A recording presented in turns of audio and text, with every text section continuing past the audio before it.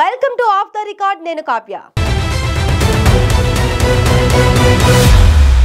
తెలిసి చేస్తున్నారో తెలియక చేస్తున్నారో లేక ఆ సమయానికి అలా అనేస్తున్నారో తెలియట్లేదు. కానీ మంత్రి కొండా సురేఖ వ్యవహారం మాత్రం విమర్శలకు దారి తీస్తుందనే చర్చ తెలంగాణ రాజకీయ వర్గాల్లో గట్టిగా వినిపిస్తోంది. అప్పట్లో ఆవిడ చేసిన వ్యాఖ్యలు స్టేట్ పాలిటిక్స్ తో పాటు టాలీవుడ్ లోనూ తీవ్ర దుమారం రేపాయి. ఇప్పుడు తానే ఓ మంత్రి అయి ఉండి మరో మంత్రితో తన బంధువు కోసం ఉద్యోగ పైరవీ చేయడం చర్చనీయాంశమైంది. పైగా ఆ పైరవీ సీన్ సోషల్ మీడియాలో వైరల్ అవడంతో ఇటు పార్టీతో పాటు అటు ప్రభుత్వంలోనూ పెద్ద చర్చకే దారి తీసిందట.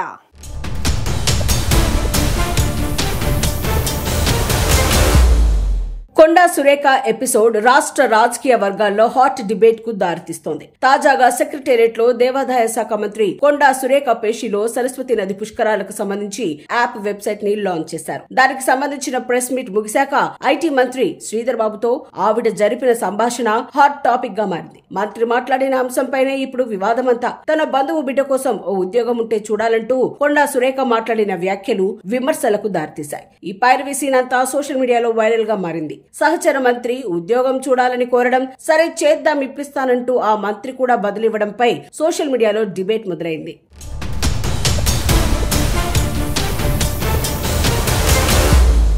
తన అన్నయ్య మనవడు ఏరోనాటికల్ ఇంజనీరింగ్ పూర్తి చేశాడని, ఏదైనా ఉద్యోగం కోసం సిఫార్సును చేయాలని కొండా సురేఖ తన సహచర మంత్రి శ్రీధర్ బాబుని కోరారు. ఆయన కూడా సరే అంటూ హామీ ఇవ్వడం క్షణాల్లో జరిగిపోయాయి. ఇదంతా క్యాజువల్ గా జరిగి ఉంటే ఎలాంటి వివాదం లేదు. ఇష్యూ ఇద్దరు మంత్రుల మధ్యలోనే ఉండిపోయేది, బయటకు తెలియకపోయేది. కానీ ఈ సీన్ అంతా అక్కడే ఉన్న కెమెరాల్లో రికార్డ్ అవ్వడం, ఆ క్లిప్ బయటకు రావడం సోషల్ మీడియాలో వైరల్ అవడంతో వివాదంగా మారింది. ప్రెస్ మీట్ అవగానే మంత్రులు మాట్లాడుకున్నారు. అక్కడ కెమెరాలున్నాయనే కనీస అవగాహన కూడా లేకుండా మంత్రి తన బంధువులకు ఉద్యోగం కావాలి, అందుకు నీ రికమెండేషన్ కావాలని అడగడంపై సోషల్ మీడియా యూజర్లంతా విమర్శలు గుప్పిస్తున్న పరిస్థితి నెలకొంది. తమకు కూడా ఉద్యోగాలు కావాలని, మంత్రులు సిఫార్సు చేయాలని కామెంట్స్ చేస్తున్నారట. ఈ వ్యవహారం కాస్త కాంగ్రెస్ పార్టీలోనూ ప్రభుత్వంలోనూ తీవ్ర చర్చకు దారితీసిందట.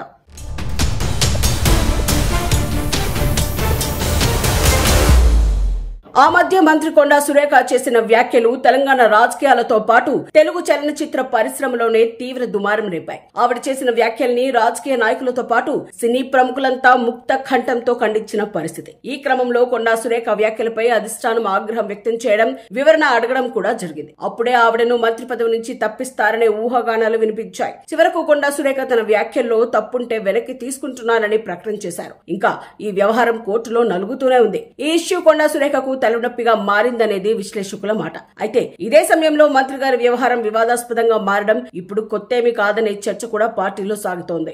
గతంలో ఆవిడ మాట్లాడిన ఆడియోలు కూడా సోషల్ మీడియాలో వైరల్ అయ్యాయి. మనవుడి పుట్టినరోజు సందర్భంగా ఎవరెక్కువ డాన్స్ చేస్తే వాళ్లకు తాగినంత మద్యం అంటూ చెప్పిన సెల్ఫీ వీడియో కాల్ కూడా వైరల్ అయింది.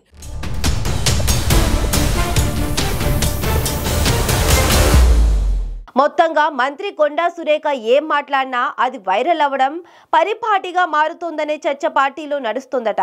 అంతేకాదు ఆమె వ్యవహార శైలి పదే పదే సోషల్ మీడియాలో హాట్ టాపిక్ గా మారుతుండడంతో కొండా సురేఖ గ్రాఫ్ కూడా పడిపోతుందనే చర్చ సాగుతుంది.